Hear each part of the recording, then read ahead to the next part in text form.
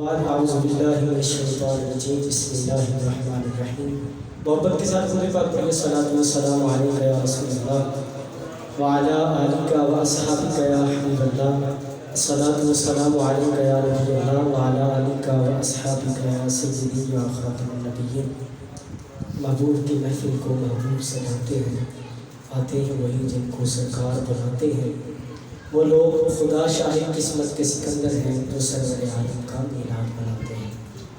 آپ نبی پاک علیہ السلام کے ذکر کی محفل میں بیٹھے ہیں، اپنے ہوش و حواس ثابت رکھیں اور اپنے جاگنے کا ثبوت دیں۔ نعرہ تکبیر، اجازت نہیں آئی، نعرہ تکبیر، نعرہ تکبیر، دو میں ہاتھ نعرہ تکبیر دیکھ ہاتھ ہے جو نعرہ رسالت بجنا ہے، دو میں ہاتھ باہر آنے چاہیے۔ نعرہ تکبیر، تکبیر تب چھوٹے گی جب آپ کے بیٹھنے کا پتہ لگے گا۔ نعرہ تکبیر، ابھی بھی آواز نہیں آئی، جتنا بجنا پتہ چلے مسجد کو میرے اندر مصطفیٰ کے عشاق بیٹھے ہیں۔ نعرہ تکبیر، نعرہ تکبیر، تاڑے تو بارڈر بھی لے رہے ہیں، پتہ لگ جائے کہ مصطفیٰ کے غلام نعرہ تکبیر لا رہے ہیں۔ نعرہ تکبیر، نعرہ تکبیر، یہ وہ نعرہ ہے جب لگتا ہے تو دشمن کا دل دہل جاتا ہے اور تم حضور کے غلام ہو، جو نعرہ لگاؤ۔ آج بھی دشمن کو پتہ چلے کہ مصطفیٰ کے جو عاشق ہیں، حضور کے جو غلام ہیں، ان کے ایمان آج بھی زندہ و جاوید ہے۔ نعرہ تکبیر، نعرہ رسالت، نعرہ رسالت۔ مومن اور منافق کی جب پہچان کرنی ہو رہا تو نعرہ حیدری لگتا ہے، لیکن جب سنی اور وہابی اور دیوبندی کی پہچان کرنی ہو تو پھر نعرہ رسالت زیادہ ہے۔ اور یہاں پہ سارے میلادی بیٹھے ہیں، حضور کا میلاد، اسی خوش قسمت ہو کے تھا میلاد منان دی سعادت مل گئی ہے۔ جنہاں دے گھر بتیاں نہیں لگی انہوں نے گھروں دی 12 بجے ٹینشن لینے کی لوڑ نہیں، ذرا ہاتھ چوک کے نام نعرہ رسالت، نعرہ رسالت، نعرہ حیدری، نعرہ حیدری۔ اب وہ نعرہ لگاؤ، اب وہ نعرہ لگاؤ جس نعرے سے عقیدوں کا پتہ چلتا ہے، جس نعرے سے دور حاضر کا منافق رافضی نکھر کے سامنے آتا ہے اور حضور کا غلام بھی نکھر کے سامنے آتا ہے۔ نعرہ تحقیق، نعرہ تحقیق، ہر صحابی ہے نبی۔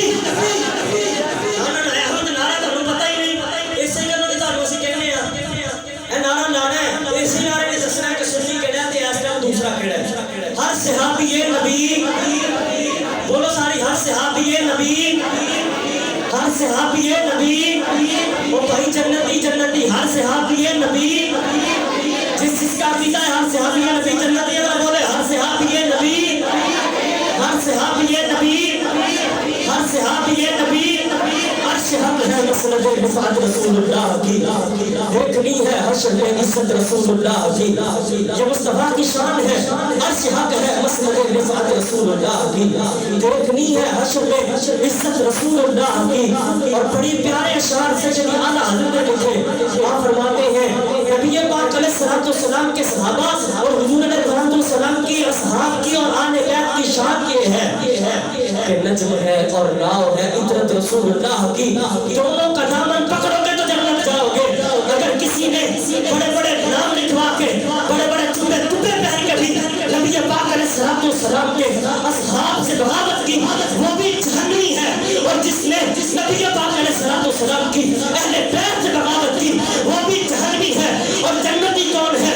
جس کے ایک ہاتھ میں اصحاب کا دامن ہے اور جس کے دوسرے ہاتھ میں مصطفیٰ کی اہل بیت کا دامن ہے۔ کسی نے بڑا پیارا جملہ کہا، اس نے کہا سنیو اپنے بختوں پر ناز کرو، تمہارا بخت وہ ہے کہ جب تم نعرہ حیدری لگاتے ہو رفظ مر جاتا ہے، اور جب تم نعرہ تحقیق لگاتے ہو تو رفظ مرتا ہے، اور جب تم نعرہ حیدری لگاتے ہو تو خارجیت کا جنازہ نکل جاتا ہے۔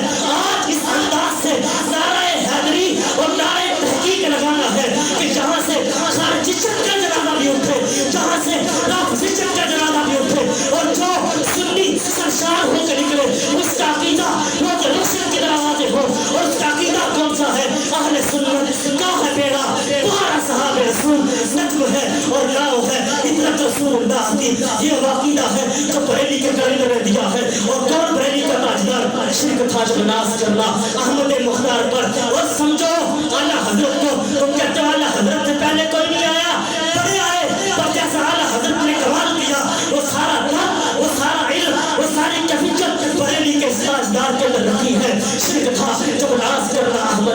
دار پر نقطہ چھینے لوگ علم سجن ابرار پر کفر کا اکرم مشیت کو جلانا ہی گیا میرے آقا کی محبت کا سوانا ہی گیا صورت تسلیم تھی نکلی دل سیماب سے ایک کرن پھوٹی اچانک چند پل محباب سے اس کرن کو اہل دل احمد رضا کہنے لگے اے امام قوم امت کے لیے زندہ باد اے امام احمد رضا کا زندہ باد آج اگر دور حاضر کے اندر سنی کی پہچان ہے تو اعلیٰ حضرت کا نام ہے جس کے چہرے پہ اعلیٰ حضرت کا نام سن کے بن پڑ جائے سمجھ آؤ یہ سنی نہیں یہ اور کوئی ہے اور جس کا چہرہ اعلیٰ حضرت کے نام سے مچل جائے دل خوش ہو جائے چہرہ پاک پاک ہو جائے سمجھ جاؤ اس کا دنیا میں بھی بڑا پار ہے آخر آگے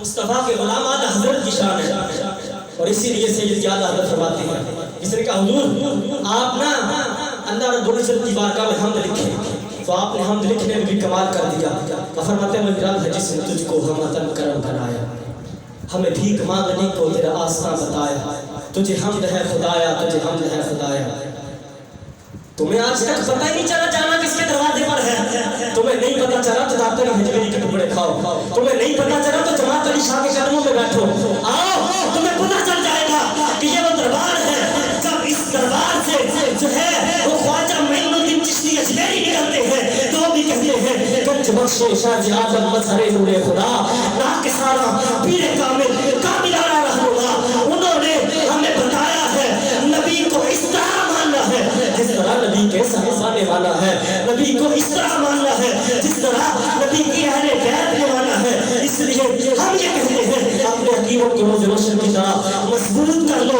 اور دنیا کو بتاؤ وہی رب ہے جس نے تجھ کو ہم عطم کرم بنایا ہمیں بھیک مانگنے کو پھر آسرا بتایا تجھے حمد ہے خدایا تجھے حمد ہے خدایا وہ کماری پاک مریم ونفخت فیہ کادم ہے عجب نشان اعظم مگر آمنہ کا جایا ہے عجب نشان اعظم مگر آمنہ کا جایا تجھے حمد ہے خدایا تجھے حمد ہے خدایا میرے آقا کی شان کو سمجھتا ہے تو میرے اعلیٰ حضرت کو سمجھیں میرے اعلیٰ حضرت کی تحریر پڑھے میرے اعلیٰ حضرت کے جو نقطے ہیں ان کو پڑھے آپ کو سمجھ آئے کہ اعلیٰ حضرت کی شان کیا ہے آپ کے نالوں کی گونج کے اندر میں دعوت خطاب دینے جا رہا ہوں ہمارے آج کے مقرر بہت ہی پیارا بیان فرماتے ہیں بہت اچھی گفتگو ہے بڑے میٹھے انداز میں بیان فرماتے ہیں میری مراد جناب حضرت علامہ مولانا قاری بلال اتاری صاحب آپ تشریف لائیں ذرا ہاتھ کاٹ کے نعرہ لانا پتہ لگے کہ بندے جھاگ کے سنتے جی نعرہ تکبیر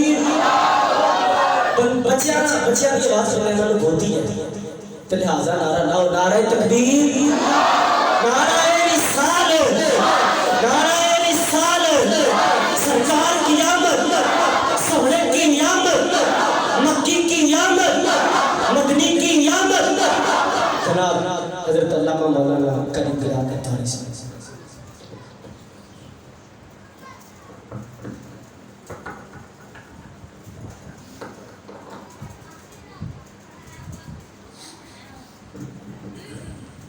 نحمده ونصلي على رسوله الكريم أما بعد أعوذ بالله من الشيطان الرجيم بسم الله الرحمن الرحيم قال الله تبارك وتعالى في الكلام الآخر قل إن كنتم تحبون الله فاتبعوني يحببكم الله صدق الله العظيم وصدق رسوله النبي الكريم الأمين إن الله وملائكته يصلون على النبي يا أيها الذين آمنوا صلوا عليه وسلموا تسليما آواز بلند ہدیہ درود پیش کیجیے الصلاۃ والسلام علیک یا سیدی یا رسول اللہ وعلی آلک واصحابک یا آپ میلاد کی محفل میں بیٹھے ہیں پہلے بات سن لیں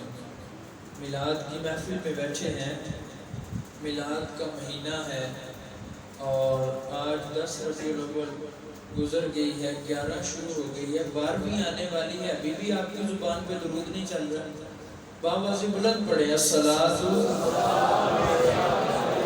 وعلی آلک واصحابک یا سیدی یا حبیب اللہ، الصلاة والسلام علیک یا سیدی یا رحمت للعالمین، وعلی آلک واصحابک یا سیدی یا خاتم النبیین۔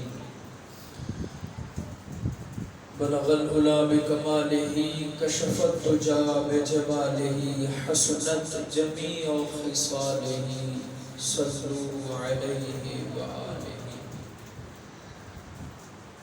سب سے پہلے مبارکباد پیش کروں گا حافظ القاری محترم قاری عبدالرحمن عطاری صاحب اور ان کے تمام رفقا، اس مسجد کی انتظامیہ اور نمازی، اور جس نے بھی آج کی اس بزم کو سجانے میں جس طرح بھی تعاون کیا ہے، اللہ جل شانہ کی بارگاہ میں دعا ہے اللہ سب کی دنیا اور دین اور آخرت کی منزلیں آسان فرمائے اور برکتیں عطا فرمائے۔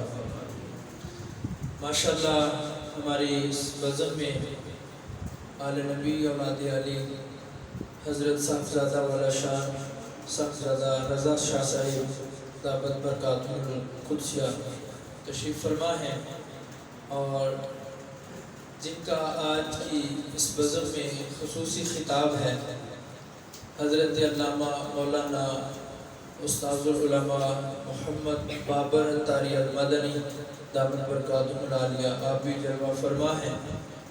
میں ان علماء کی موجودگی میں ایک طالب علم کی حیثیت رکھتا ہوں۔ اس بزم میں ماشاءاللہ میرے والد گرامی بھی تشریف لائے ہیں میری حوصلہ افزائی کے لیے، اور ویسے بھی ماشاءاللہ استادوں سے بھی بڑا پیار فرماتے ہیں، تشریف لائے ہیں۔ تو میں یوں سمجھ لیں کہ صرف 10-15 منٹ کی حاضری ہے، بس آپ کی توجہ چاہوں گا۔ یہ جو بچے ٹانگیں پھیلا کے بیٹھے ہیں مسجد میں، یہ مسجد کے آداب کے خلاف ہے۔ حضور جان رحمت صلی اللہ علیہ وسلم کے ذکر کی مجلس ہے۔ میں اکثر ایک بات کہا کرتا ہوں کہ ہر محفل کا، ہر مجلس کا ایک اپنا رنگ ہوتا ہے۔ آپ دوستوں میں بیٹھیں گے تو اس کا ایک اپنا رنگ ہوگا، آپ کسی سیاسی جلسے میں بیٹھیں گے تو اس کا ایک اپنا ذوق ہوگا، لیکن جب اللہ رسول کے ذکر کی محفل میں آئیں گے، یہاں آداب بھی نرالے ہیں، انداز بھی نرالا ہے۔ تو یہاں پہ ہمیں تھوڑا سا اپنے کھمب، اپنے پر، اپنے بازو سمیٹ کے بیٹھنا چاہیے کہ یہ ان کا آستان ہے اور ان کی محفل ہے۔ جہاں صحابہ بھی بیٹھتے تھے تو ایسے بیٹھتے تھے کہ لکھتے والے لکھتے ہیں کہ گویا ان کے سروں پہ پرندے بھی بیٹھ جایا کرتے تھے۔ تو اس لیے ادب۔ میں اپنی بات کو شروع کر رہا ہوں، بس ایک دو باتیں آپ سے کر کے انشاءاللہ میں اجازت چاہوں گا۔ قرآن حکیم کی جو آیت مبارکہ میں نے آپ کے سامنے تلاوت کی ہے، اللہ ارشاد فرماتا ہے محبوب قل، فرما دیجئے ان کنتم تحبون اللہ، یہ جو مجھ سے محبت کا دعویٰ کرتے ہیں، یہ جو مجھ سے محبت کا اظہار کرتے ہیں اور مجھ سے محبت کا دعویٰ کر رہے ہیں، ان سے فرما دیجئے فاتبعونی، آپ کی بارگاہ میں آ جائیں، یحببکم اللہ۔ پہلے یہ کہتے تھے کہ ہم رب سے محبت کرتے ہیں، اے محبوب یہ تیری بارگاہ میں آ جائیں گے، انعام یہ ملے گا، یحببکم اللہ، میں رب ہو کے ان سے پیار کروں گا۔ پہلے یہ کہتے تھے کہ ہم اللہ سے محبت کرتے ہیں، اللہ فرمایا اگر مجھ تک پہنچنا ہے، میری بارگاہ تک آنا ہے تو پھر فاتبعونی، میرے محبوب کی اتباع کرو اور میرے محبوب کی بارگاہ میں آ جاؤ، میرے محبوب کے قدموں میں آ جاؤ، یحببکم اللہ، پھر میں رب ہو کے تم سے پیار کروں گا۔ اور حضور کی حدیث مبارک ہے، بڑی میٹھی اور بڑی پیاری حدیث ہے۔ کریم آقا صلی اللہ علیہ وسلم ارشاد فرمایا لا یؤمن احدکم حتی اکون احب الیہ من والدہ وولدہ والناس اجمعین، فرمایا اس وقت تک کوئی بھی کامل ایمان والا نہیں ہو سکتا جب تک وہ اپنی اولاد سے زیادہ، اپنے والدین سے زیادہ، والناس اجمعین، بلکہ سارے لوگوں سے زیادہ مجھ محمد سے پیار نہیں کرتا۔ اسی لیے کسی شاعر نے کیا خوب کہا ہے، محمد کی محبت دین حق کی شرط اول ہے، اسی میں ہو اگر خامی پھر سب کچھ نامکمل ہے۔ کملی والے کی محبت سب سے پہلا اور سب سے بنیادی اسٹیپ ہے۔ اگر ہمارے دل میں حضور کی محبت نہیں تو پھر سب کچھ نامکمل ہے، پھر اللہ کی بارگاہ میں کوئی بھی سجدہ قبول ہے، کوئی بھی نماز قبول ہے، کوئی بھی نیکی اس وقت تک اللہ کی بارگاہ میں قبول نہیں جب تک ہمارے دل میں مصطفیٰ کا پیار موجود نہیں ہے۔ کیسا پیار ہونا چاہیے؟ میں ایک دو واقعات آپ کی بارگاہ میں رکھنا چاہتا ہوں اور آپ سے یہ میں عرض کرنا چاہتا ہوں کہ ہمارا بھی پیار اس انداز سے ہونا چاہیے۔ غزوہ احد میں ایک صحابیہ جس کے 3 رشتے غزوہ احد میں شہید ہوئے، باپ، بھائی اور شوہر۔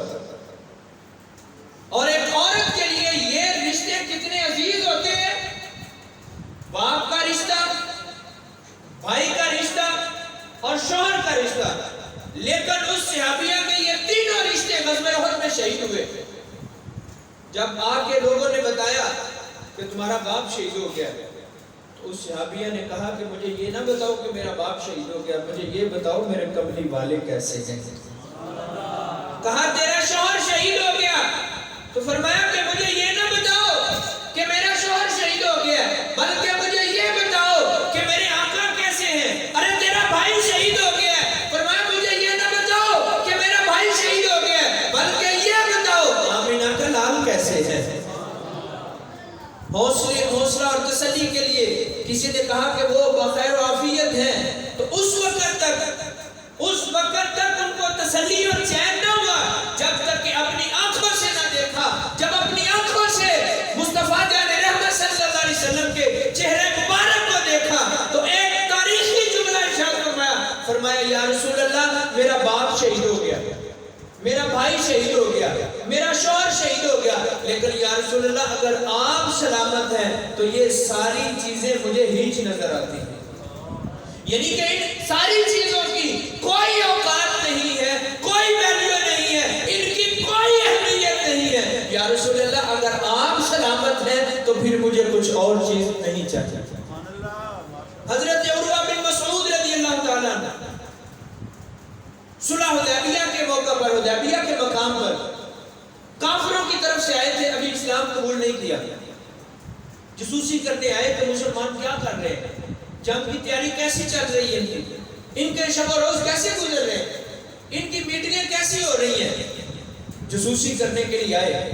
اور حدیبیہ کے موقع پر، حدیبیہ کے مقام پر جب انہوں نے مصطفیٰ جان رحمت صلی اللہ علیہ وسلم کو دیکھا اور آپ کے اصحاب کا آپ سے پیار دیکھا، واپس گئے، جا کے اپنے ٹولے کو اکٹھا کیا، اہل کفار کو اکٹھا کیا اور ایک جملہ فرمایا میں تمہیں کہتا ہوں کہ مسلمانوں سے جنگ نہ کرنا، مسلمانوں سے لڑائی نہ کرنا، یہ جو تم نے ارادہ کیا کہ ہم نے مسلمانوں سے جنگ کرنی ہے، لڑائی کرنی ہے، اس ارادے کو قطع کر دو، توڑ دو اور یہاں سے واپس چلے جاؤ۔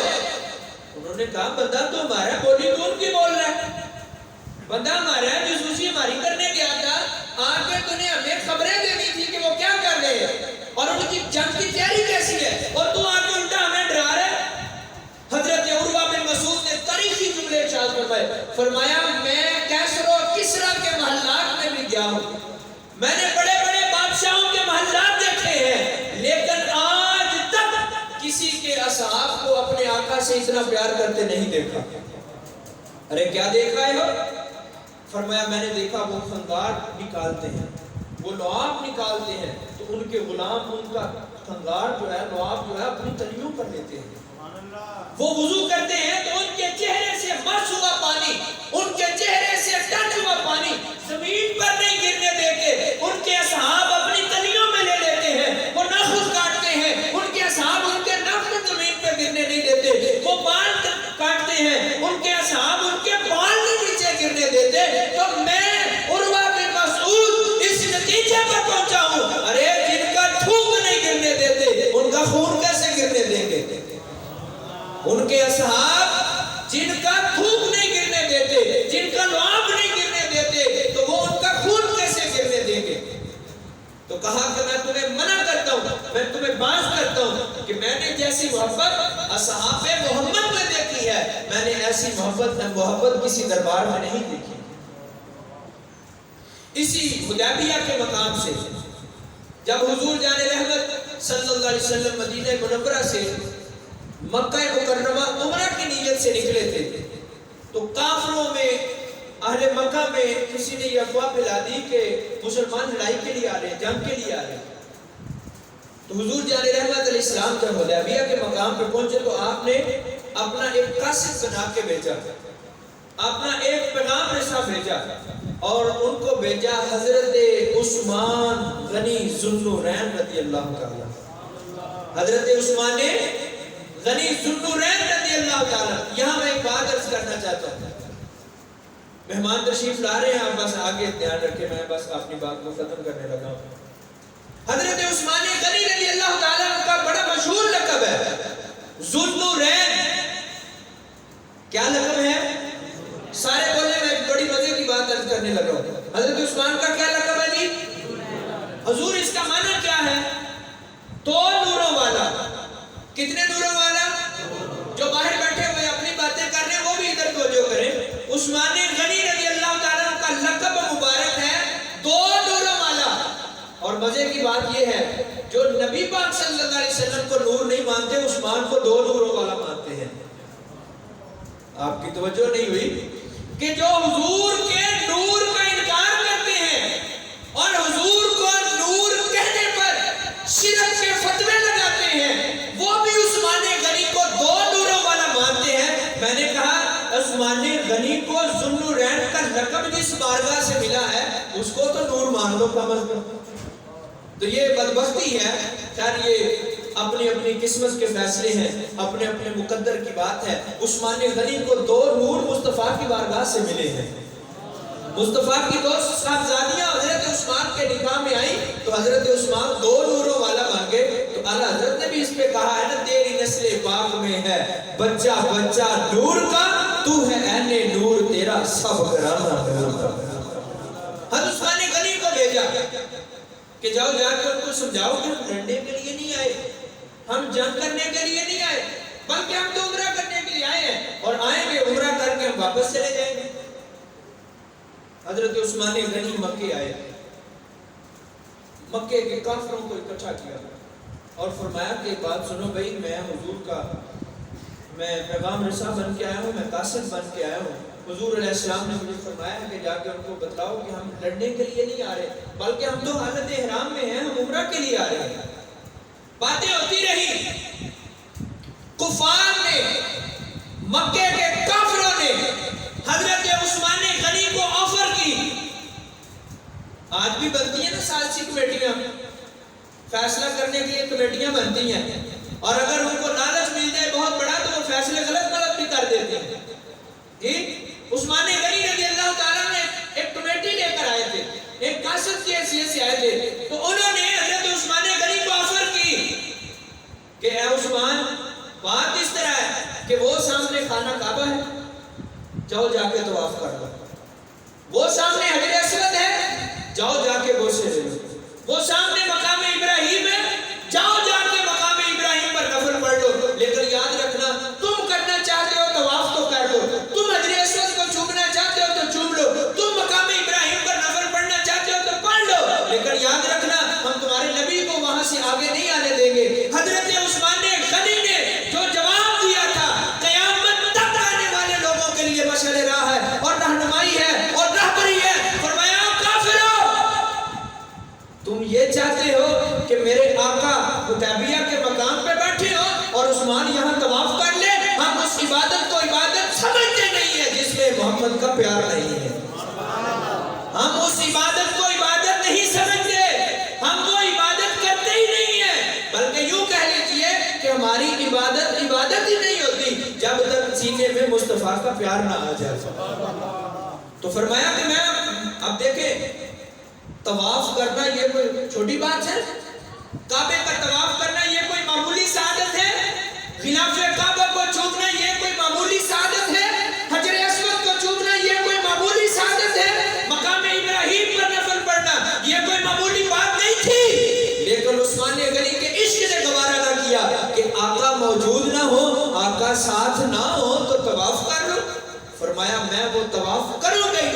جس میں میرے آقا شامل نہ ہوں. اور مجھے اور آپ کو یہ سبق اور یہ درس دے دیا کہ ہر چیز وہ عبادت اللہ کی بارگاہ میں قبول نہیں ہے جس عبادت میں عشق رسول نہیں ہے. آخری بات میں کر کے اپنی بات کو ختم کر رہا ہوں. آپ نے کبھی غور کیا ہے اللہ نے ہمیں نمازیں پڑھنے کا حکم دیا ہے. کتنی نمازیں ہیں دن میں فرض؟ کتنی نمازیں ہیں؟ بار والے بھی بولیں. 5 نمازیں دن میں فرض ہیں. گن کے ہیں کہ تول کے؟ کبھی کسی نے کہا میں نے 5 کلو نمازیں پڑھی ہیں جی؟ زکات گن کے ہوتی ہے کہ تول کے؟ بولے تو صحیح. میں بڑی مزے کی بات آپ کو کرنے لگا. میں اپنے استادوں کو سبق سنا رہا ہوں. آپ کیوں پریشان ہیں؟ ٹانگیں تو میری کام نہیں ہے, پریشان آپ ہیں. استادوں کی موجودگی میں بات کرنا کوئی آسان تھوڑی ہے. نمازیں کتنی ہیں جی؟ اور زکات بھی تول کے کہ گن کے؟ اور گن کے نہیں دیندے, پائیں دیندے ہو کہ نہیں دیندے ہو بات کی گل ہے تو گن کے ہے نا, گن کے ہے. حج کیسے ہیں؟ حج ادا کرتے کیسے ہیں؟ گن کے یہ نا, 1 حج کیا, 2 حج کیا. الغرض دنیا میں زندگی میں نیکیاں کرنے کا حکم گن کے ہے.